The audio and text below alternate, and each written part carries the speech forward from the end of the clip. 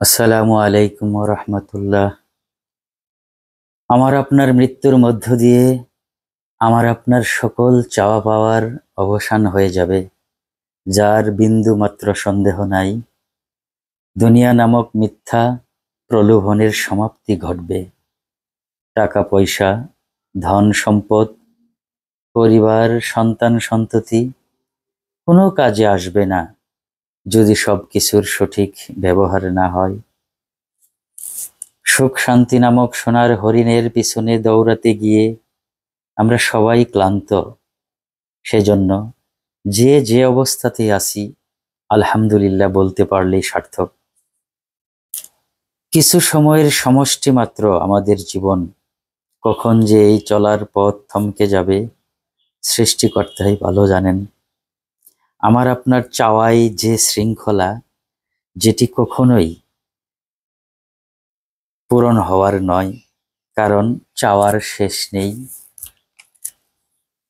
জীবন নামক খুবই দামি সম্পত্তি আল্লাহ তাআলার একটি হুকুম মাত্র। একটি হুকুমের মাধ্যমেই এর পরিসমাপ্তি ঘটবে।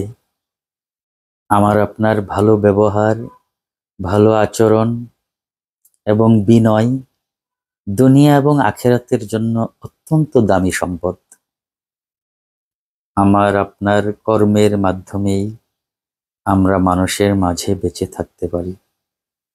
জীবনের হিসাব নিকাশ, কথাবার্তা খুবই দামিও বটে, যা শুধু আপনার অর্থ সম্পদের মধ্যে সীমাবদ্ধ নয়। সম্পদ গচ্ছিত করার মধ্যেই আপনার সার্থকতা নয়, সম্পদের উপযুক্ত ব্যবহার দারুণ এক নেয়ামত। মানুষকে ক্ষমা করা, মানুষকে সুন্দর চোখে দেখা, মেনে নেওয়ার মধ্যেও এক চরম শান্তির ছোঁয়া।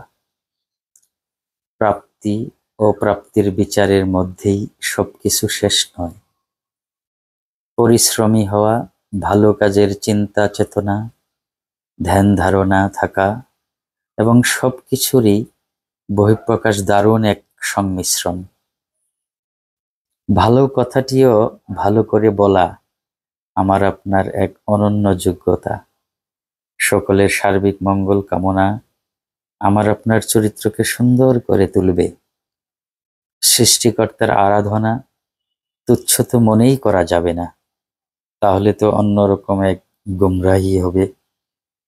সকলের ভালো থাকার কামনার এক প্রবল বাসনার লালন থাকতে হবে সুন্দর অন্তরে।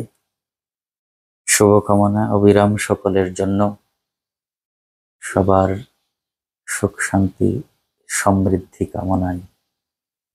ধন্যবাদ সবাইকে।